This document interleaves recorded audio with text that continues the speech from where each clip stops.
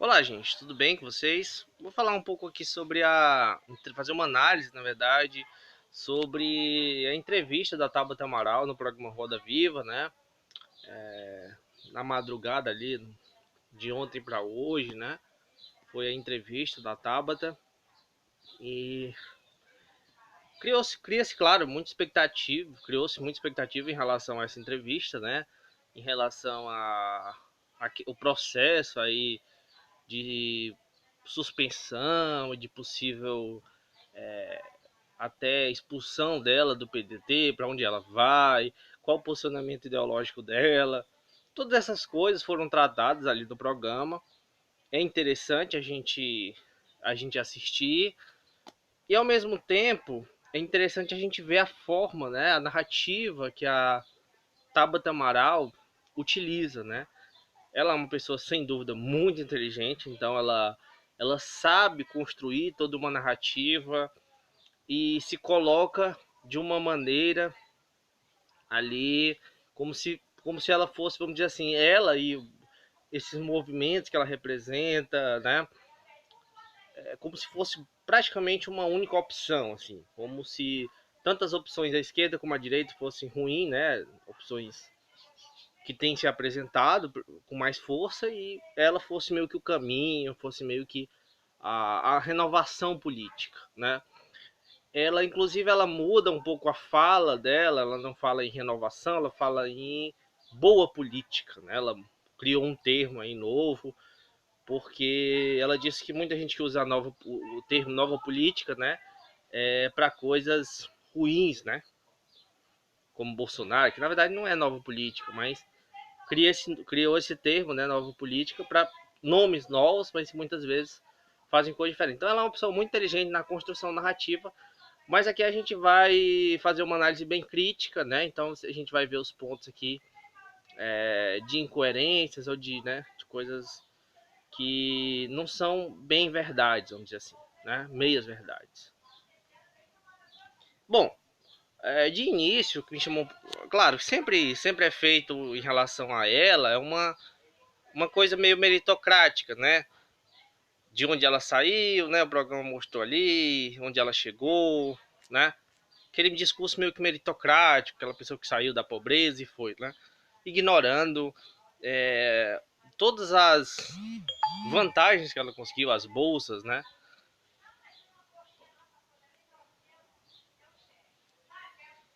Então,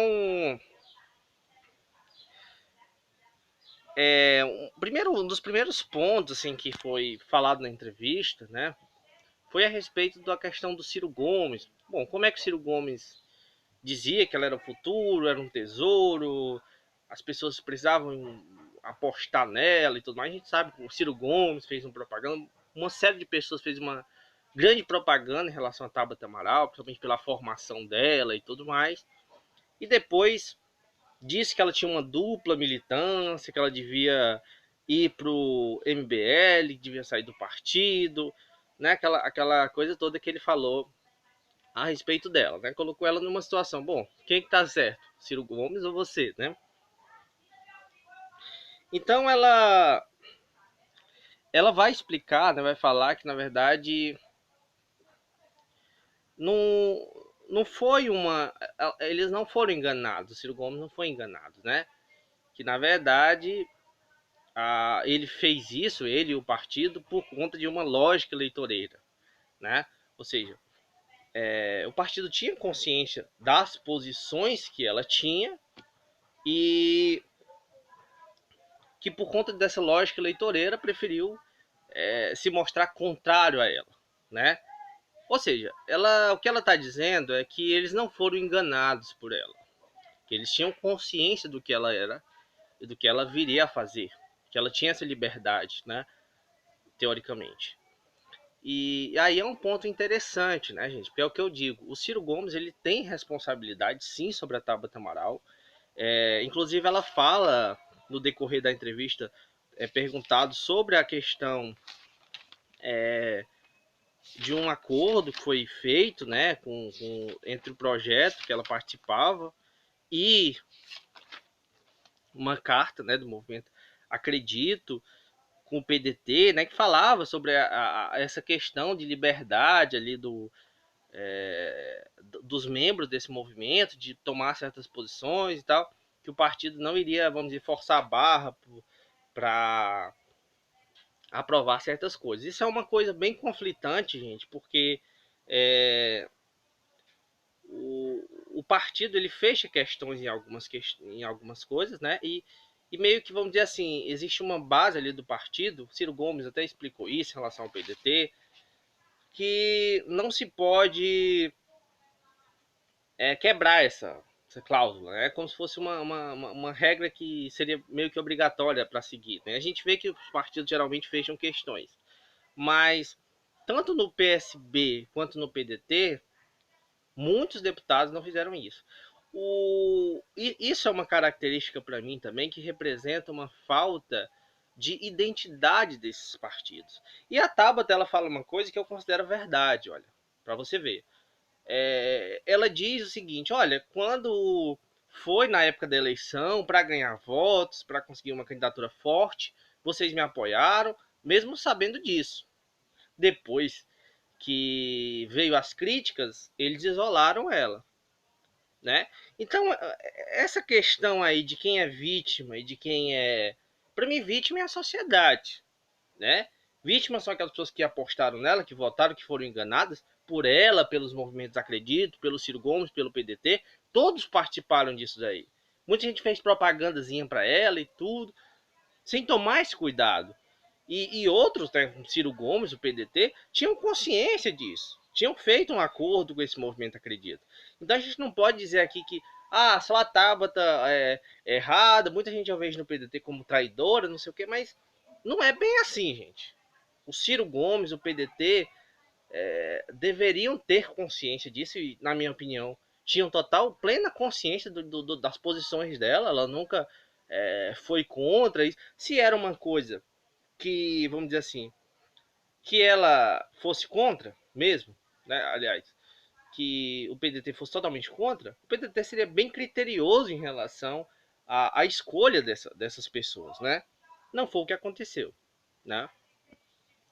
E pela fala dela, sempre pelas posições que ela tomou em entrevista, a gente via que ela não era bem uma pessoa ali de esquerda, uma pessoa trabalhista. Na verdade, ela é uma pessoa que nega é, essa, essa questão de esquerda e direita. Ela fala que isso é uma coisa atrasada, que não existe luta de classes. Em determinado momento, ela até ironiza, falando que é, por que a gente deve seguir alguém que escreveu uma coisa há 200 anos atrás, né, em referência a Karl Marx, com certeza, ao marxismo, né? Então, gente, esse é um ponto bom da gente ver. A Tabata Amaral, claramente, o discurso dela é um discurso de pós-política, um discurso que nega essas relações de classe, entre outras coisas, e passa por um discurso tecnicista, né? Que na prática, gente, favorece o sistema neoliberal, né? E geralmente essas posições de centro, muito centristas, né? Elas são posições que favorecem o sistema, porque ser de esquerda é ser contra o status quo, né? Pensar a sociedade, é pensar as coisas de uma maneira diferente do que a está. Né? E ela pensa de uma maneira diferente, mas sem mudanças na estrutura da coisa. Então, enfim, é um discurso bem centrista, mais para centro-direita do que para centro-esquerda. Apesar de alguns momentos ela fala algumas coisas meio que de esquerda, mas sem muita consistência. Né? Parece um discurso vazio, um discurso retórico. Tem uma coisa que ela explica, que de fato explica ela ter ganhado a eleição em grande parte, né? Além de todo o apoio que ela ganhou, o que existe é uma expectativa da sociedade por uma nova política, se sente uma crise de representatividade com o atual sistema, isso é um fato, né? Tanto é que eu critico bastante aqui, falo bastante coisa desse modo de fazer política no Brasil, mas se aproveitando disso, grupos como esse Acredito, como o MBL e outros tantos, né? chegam para fazer ou a mesma política ou, na verdade, introduzir ali mais neoliberalismo no Brasil. Né? É isso que geralmente ele faz. A Tabata, ela faz ali algumas elogios à administração de Sobral, que era uma cidade que ela disse participou e tal. E diz, né, fala sobre a questão da educação, é um dos pontos que ela toca bastante, porque é uma área que ela tem mais conhecimento e tal, que era uma das bandeiras que ela leva, que é algo assim que as pessoas veem como algo positivo, né, no que ela fala, né? Então, sobre a reforma da Previdência, ela defende, ela usa ela parte daquela argumentação que a mídia coloca, né, que a reforma é necessária, não sei o que, responsabilidade fiscal e tal, toda essa baboseira, né, e, e diz que, na verdade, o ataque que a esquerda faz a ela é por uma lógica eleitoreira. Ela diz que a esquerda foi irresponsável, a esquerda não apresenta outra coisa. Na verdade, a esquerda tem consciência de que essas mudanças que estão sendo feitas na reforma da Previdência só vão prejudicar as pessoas mais pobres em detrimento de conseguir acúmulo maior de riqueza para as classes, para a grande elite brasileira. É isso que representa essa reforma da Previdência que foi apresentada e que a Tabata tanto exalta, né? Então, assim, a Tabata é sem dúvida um cavalo de Troia para a esquerda, né?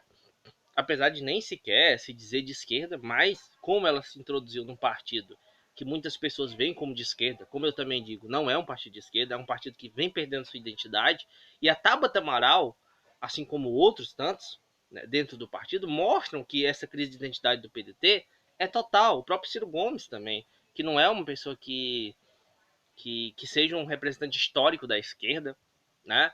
Uma pessoa que está há 40 anos aí na vida pública, não é uma pessoa de esquerda, é uma pessoa de centro, a gente pode dizer assim. Então, aquela identidade que o PDT tinha mesmo, assim, de algo mais de esquerda mesmo, não é hoje a mesma coisa, né? O brizolismo morreu, né?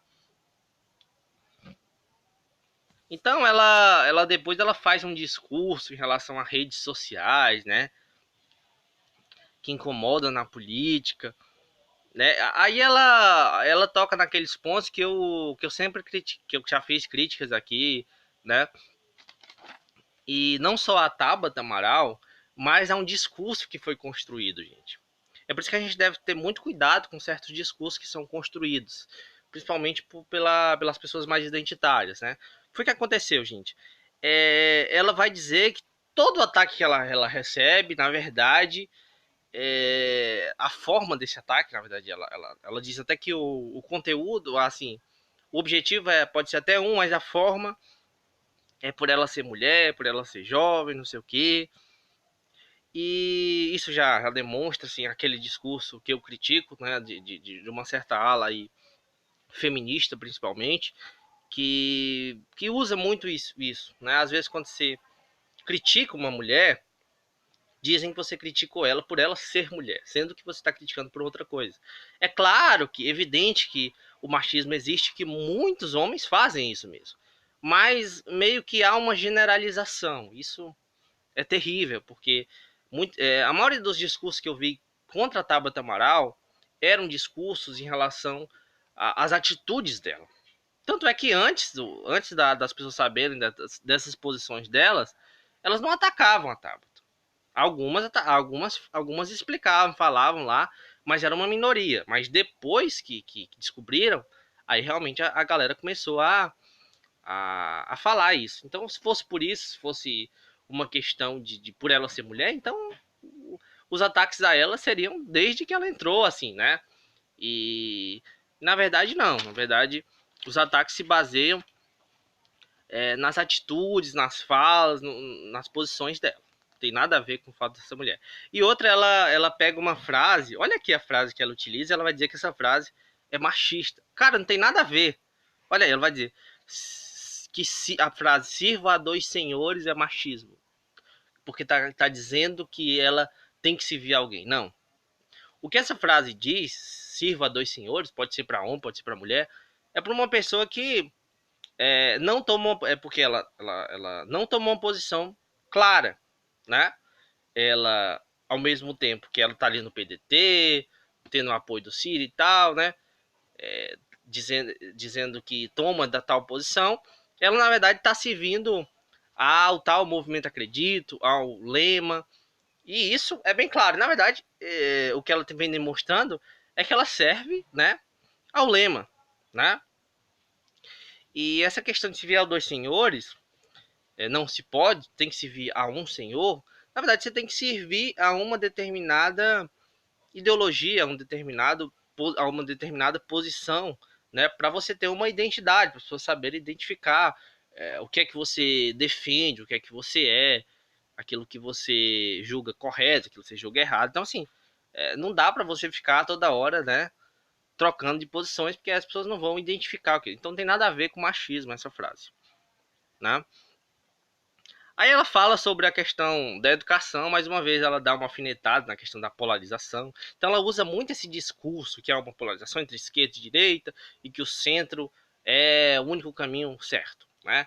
É uma coisa que eu já venho criticando alguns grupos aqui centristas que usam sempre que fazem essa equiparação entre a esquerda, né, e essa extrema direita maluca, que é um absurdo total, gente. Não dá pra gente, mesmo que a gente seja crítico a alguns partidos de esquerda, como PT, PSOL, PCdoB, por exemplo, não dá pra gente dizer que comparar, né, assimilar os discursos, as atitudes, as posições desses partidos, dessa militância de esquerda, com essa militância ridícula da extrema-direita.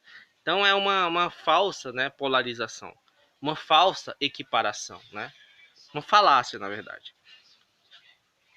Mas ela fala algumas coisas sobre a educação, do Fundeb, questão do financiamento, a questão dos estados e municípios, os estados repassar mais para os municípios, fiscalizar mais os municípios, né? Usar o ICMS, né? O imposto do ICMS para a educação, principalmente aí nos municípios, né? Dar essa assistência técnica. Bom, de certo modo, algumas dessas ideias assim, que ela apresenta em relação à educação, uma boa parte delas, a julgar pelo que ela disse, é claro, são ideias interessantes, né? Alguns grupos, é claro, falam que ela defende uma certa tipo de privatização da educação, e se for o caso, então realmente o que ela apresenta não é uma coisa tão boa. Mas, a julgar pelo que ela disse nessa entrevista, até que algumas ideias em relação à educação são relativamente boas, né? Até que a área que ela conhece, que ela tem uma certa especialização. Então a gente pode dizer que em relação à educação, pode ser que ela apresente algumas coisas interessantes. Na entrevista ela apresentou algumas ideias que a julgar, né? Por isso dá para entender que são coisas boas, né? Mas aí ela usa ela entrou numa polêmica, né, em relação à Irmã Dulce, que ela falou que a Irmã Dulce era empreendedora e tal, tentando jogar esse discurso de empreendedorismo, né, discurso meio neoliberal mesmo, em cima dessa questão. Né? E muita gente da esquerda não gostou e reclamou, né, fez algumas críticas. Ela explicou lá algumas questões, mas é claro que ela fez isso de propósito, né? Ela faz essas coisas de propósito. Primeiro para chamar a atenção, para poder ficar na mídia, muito parecido com essa galera bolsonarista, né? Que cria uma fake news, ou faz uma frase ali, cria polêmicas. O Ciro Gomes está fazendo muito isso, entrando em polêmicas, atacando todo mundo. Para quê? Para poder ficar na mídia, gente. Você fica na mídia quando você entra em polêmicas. Polêmicas é uma coisa que dá muita mídia. Bolsonaro se aproveitou muito disso. Hoje o Ciro Gomes está se aproveitando também muito disso, né? E aí ela vai falar, e os extremos estão muito doidos, não sei o que, aquele discursinho que, sabe, de equiparação entre a direita e a esquerda, porque a esquerda vem criticando ela por conta dessas posições, por conta dessas falas dela, né, que demonstram que ela está mais atrelada para a direita, né? Eu acredito que isso ficou bem claro, né, nos últimos meses aí, né, da atuação dela e tal, né? Então, assim, para mim, Então ela fica sempre, olha, voltando para esse discurso de polarização, sempre tentando ali se colocar numa zona neutra que não está, vamos dizer assim, dentro do discurso dela, contaminadas pelos problemas da direita nem da esquerda. Então ela se coloca numa posição ali de a certinha, a correta, né? Não está contaminada por ideologias, está tomando decisões técnicas, decisões científicas acertadas, né? O que é uma. Então ela nega os interesses econômicos, interesses conflitantes entre os grupos, né? Por isso que eu digo que essa pós-política ela é negacionista também. Por quê? Porque ela nega essas relações de poder, essas relações de classe, esses conflitos de classe que existem, esses interesses desses grupos. Então toda ação ela serve a um certo interesse, né? Tudo que você faz serve. Então você negar isso, você está negando a política. Ela nega a política. Então é aquele discurso de que eu estou dentro da política, mas eu não sou como os políticos, eu não sou uma política. Então é uma coisa assim, realmente totalmente sem noção, né? Porque um gestor, eles falam de uma gestão pública como se fosse uma gestão de uma empresa, mas existem muitas diferenças entre uma gestão pública e uma gestão de empresas, porque uma gestão de empresas, basicamente o que você quer, o objetivo é oferir lucro, né? Na política, na gestão pública, você tem como conciliar conflitos, então você lida com diversos grupos conflitantes. Então você negar que existe isso você está negando a política, né? Aí, gente, depois ela volta para essa questão da mulher, do papel da mulher, não sei o quê, diz que é feminista e tal, né? Tem uma questão que eu acho que é um pouco complicada, né? Que ela fala sobre a questão do aborto. Olha, sinceramente, eu não sei com toda certeza, mas eu não acredito que todo movimento feminista seja a favor da descriminalização do aborto, né?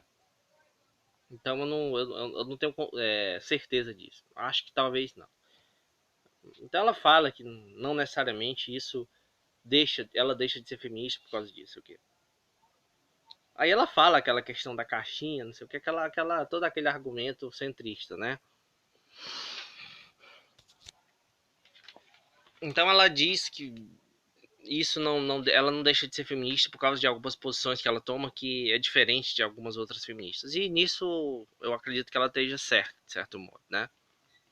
Mas o principal, gente, né, assim, as questões principais ali da entrevista, que eu vou falar agora, são em relações ao PDT, né? O que ela vai falar, gente? Ela vai falar o seguinte: é perguntado para ela sobre 2022, né? E veja bem essa resposta que ela dá. Olha, a pergunta falada, né, sobre Dória, Hulk, Ciro, Luciano, né? Não sei o quê. Perguntado quem ela apoiaria em 2022, quem ela pretende apoiar.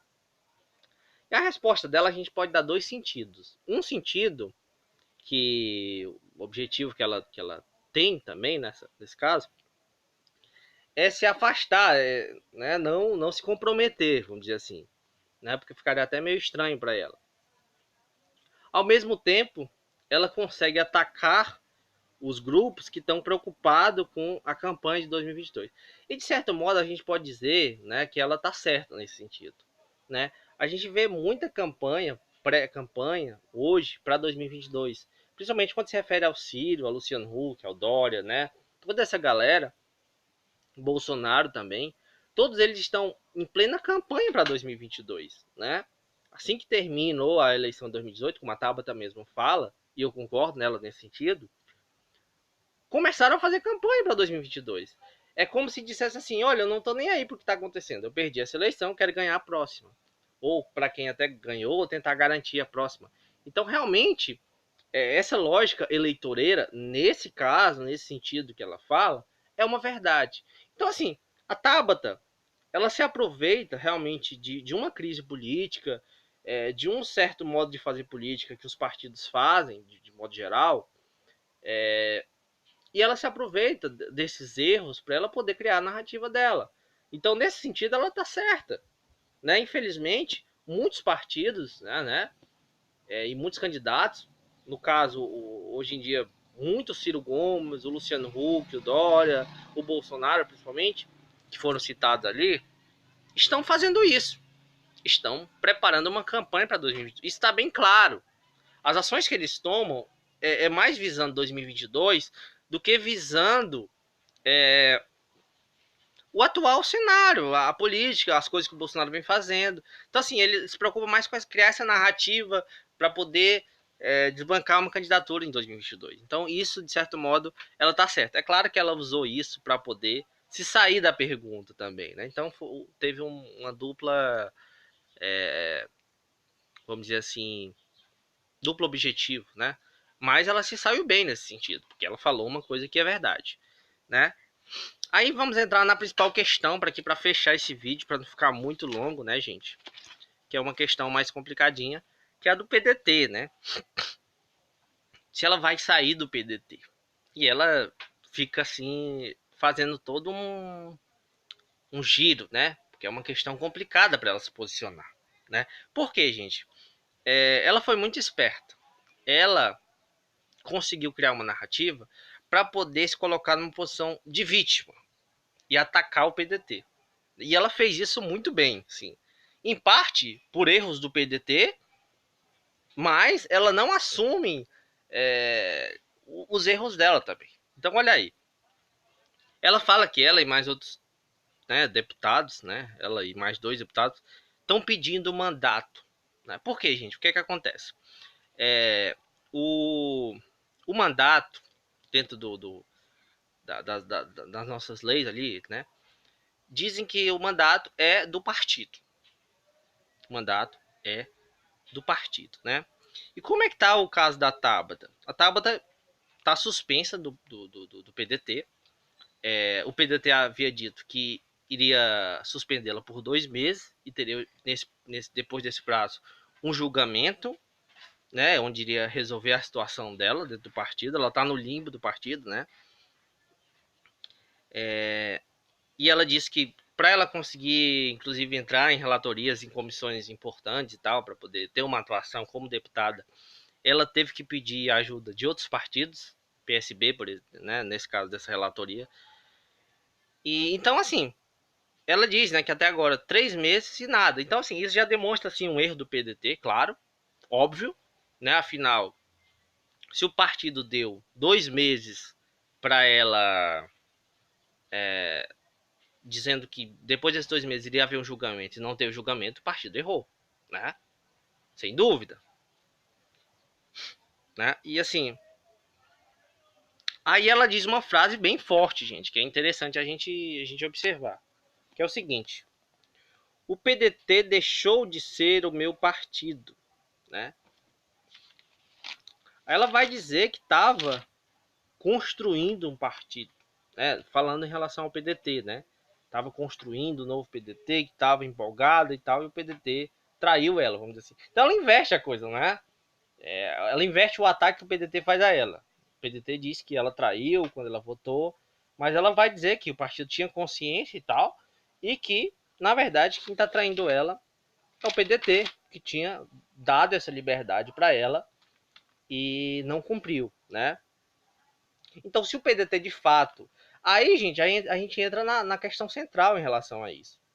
Se o PDT de fato deu essa liberdade para ela, se comprometeu com essa liberdade dela, então quem traiu foi o PDT. Agora, se for o contrário, se ela tivesse se comprometido, e aí teve no partido teve uma comissão, organizaram um evento, uma coisa, que definiram a posição do partido em relação a... fecharam questão, né? Em relação à reforma. Então é complicado, né? Avaliando essa questão do partido ter fechado questão em relação a isso, antecipadamente, né? 2, 3 meses antes. Então, pela lógica, como o mandato é do partido e o partido fechou questão em relação a isso, a Tabata realmente deveria ter sido suspensa realmente e talvez expulsa também do partido, né? Principalmente depois desse clima que gerou. Não há mais clima para Tabata, né? Então, Acho que o partido deveria sim ter expulsado ela, mas por algum motivo ficou temeroso e não expulsou, né? Aí ela vem falar de novo, ela repete aquela questão, dizer que foi um ato eleitoreiro. Não é um ato eleitoreiro. É claro, aí eu teria que fazer um juízo de valor sobre o PDT. Então, não sei se é um ato eleitoreiro ou não, né? Em relação ao PDT. Mas não necessariamente é. O PDT diz que é porque já tinha combinado a questão. O PDT é um partido trabalhista, então, de fato, pela lógica, o PDT, de fato, deveria sim ter ficado contra a reforma. Só que o PDT ele tinha uma ideia de reforma da Previdência. Então o PDT não é totalmente contra a reforma. Ele era contra algumas questões ali em relação à reforma. Então, assim, é uma coisa meio complicada mesmo. Porque a posição do PDT não é uma posição muito à esquerda mesmo, não é uma posição clara. Então, abriu brecha para essa Tabata Amaral, para o que ela fez. Né? O que foi que ela fez? Ela viu, não, o PDT não é contra a reforma. Então eu vou fazer o quê? Vou fechar a questão, eu vou tentar ali mitigar algumas coisas, mudar algumas coisas. Fez isso e votou favorável à reforma depois que eles fizeram algumas pequenas mudanças, né? Que continua ruim, mas como eu disse, quando você não tem uma posição, uma identidade muito clara, você dá brecha para isso. Foi o que aconteceu, né? Aí ela diz: para mim não há espaço no PDT. Ou seja, ela deixa bem claro que vai sair do PDT. Né? Isso está bem claro pelo modo como ela falou, né? Mas diz que ainda não tem partido, né? Aí ela diz que quer um partido que dê essa liberdade para ela, né? Coisa que o PDT, segundo ela, não está dando, né? Aí ela ataca bastante o PDT, diz que código de ética, ela cria uma narrativa de que tudo havia sido combinado e tal, e o PDT, na verdade, que traiu ela porque havia combinado uma coisa e depois, por fins eleitoreiros, né, segundo a narrativa dela, o PDT não apoiou, né? E aí vão perguntar a respeito do mais o partido, a a vaga, o de deputado, né, sua cadeira não é do partido, né? Ela vai dizer que se for julgado, né, ela pediu ali um julgamento ali do caso, né? Perseguição política e uma desproporcionalidade no que o partido fez em relação a ela, no caso dessa suspensão, então a vaga fica para ela, né, do partido, não vai ser mais do partido, então vai ser dela, então ela vai ser uma deputada ali, ela não vai perder a candidatura dela, né? Porque se for julgado diferente, ela perde a candidatura, o partido coloca outra pessoa. Isso é que geralmente acontece, né, numa expulsão. Mas se for julgado, for definido que ela sofreu perseguição política, desproporcionalidade em relação ao partido, em relação a ela, né? Aí a coisa muda de figura e ela passa a, a garantir sua vaga, né? E entrar no outro partido. Então, assim, é uma derrota para o PDT total isso daí. Tá na cara que o PDT perdeu com tudo isso. Mesmo que o partido consiga ganhar nesse caso, eu acho que a imagem do PDT ficou muito manchada porque ela tem um espaço na mídia, ela consegue construir uma narrativa muito bem feita, né? E o PDT cometeu erros, sim. Então, eu acho que acaba que ela conseguiu sim inverter esse discurso dela ter traído o partido para o partido ter traído ela. Foi isso que ela fez, né? Aí ela diz que inventaram mentiras e tal, né? Ficam inventando mentiras do PDT e diz que o mandato é meu. Olha aí, não é do partido. Então, ela não tem essa identificação com o PDT. Ela usou o PDT, né? Então, nesse sentido, a gente vê como também o discurso do Ciro tem alguma razão nesse sentido. Porque, né, falou em partido clandestino, não sei o quê. A questão é, gente, existe um tal de um contrato ali, uma carta, né, que foi publicada do movimento Acredito com o PDT, né? Em que o PDT dá essa liberdade de atuação para os membros desse movimento Acredito que se candidataram, ganharam no seu partido. Então, esse aqui é o problema, gente. Se o PDT não pode reclamar de uma coisa que ele tinha consciência. Ele tinha consciência do que era esse movimento e, e das posições que esse pessoal tinha. Então eles não poderiam, né, ter dado essa brecha. Então aí o discurso da Tabata parece que tem alguma razão nesse sentido. Que ela vai falar o seguinte: olha,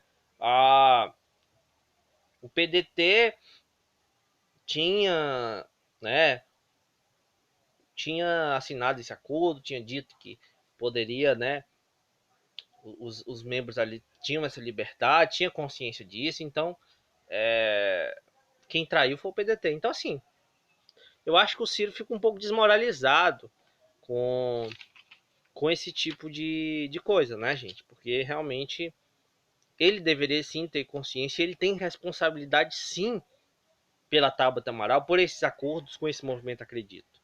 Né? Então, assim, não dá para ele se fazer de vítima, de coitado, de que foi enganado. Não faz muito sentido isso. Né? Então ela vai dizer que não há diálogo com o PDT, lógico, e vai colocar a questão da pauta da educação como a ponta de lança ali dela, né? Que ela conhece sobre o assunto. Então, assim, eu acho que a Tabata ela soube conduzir muito bem a entrevista, né? Você pode, eu sou muito crítico a ela, não gosto dela, mas ela foi muito inteligente, muito esperta e se colocou como vítima. Na minha avaliação, nem a Tabata nem o Ciro Gomes são vítimas, né? Todos defendem ou de alguma forma contribuem com esse modelo, né, que vem sendo estabelecido dessa pós-política, né? Então, assim, esse discurso centrista, essa coisa de dizer que não existe ideologia, que é uma coisa técnica, o Ciro Gomes, de certo modo, também faz muito isso às vezes. E quando ele abriu espaço para esse movimento, acredito, abriu espaço para essa Tabata Amaral, sem se preocupar com essas questões, ele se responsabilizou por ela totalmente, né? Então ela até pergunta, como eles não sabiam? Essa carta demonstra que eles sabiam sim. Sabiam qual era a posição dela, sabiam quais eram as posições do movimento Acredito, né?